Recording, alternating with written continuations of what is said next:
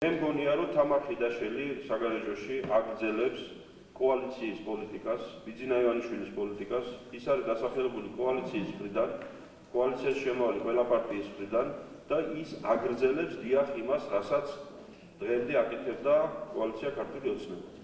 ის აგრძელებს და გააგრძელებს იმას, რასაც დღემდე აკეთებდა თავის კერძო პერსონალური მოღვაწეობის დროს, ეს იქნებოდა არასამთავრობო სექტორში თუ საერთაშორისო ორგანიზაციების საქმიანობის დროს და არის ღირებულებების ერთგული, რომელსაც ემსახურებოდა.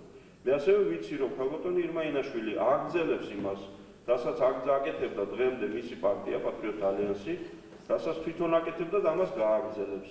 მე სულ რაღაც ერთი თვის წინ შევხვდი ქალბატონ ირმას ოთახში, ჩემთან, ძალიან ესეთი საუბარი ჰქონდა, საინტერესო, საარჩევნო კანონმდებლობასთან დაკავშირებით, საარჩევნო საკითხებთან დაკავშირებით და ძალიან მარტივად შევთანხმდით იმაზე, რომ დიახ განსხვავებული ადამიანები უნდა ცდილობდნენ იყვნენ კონკურენტები ერთმანეთთან და ამ კონკურენციაში წავიდეთ წინ.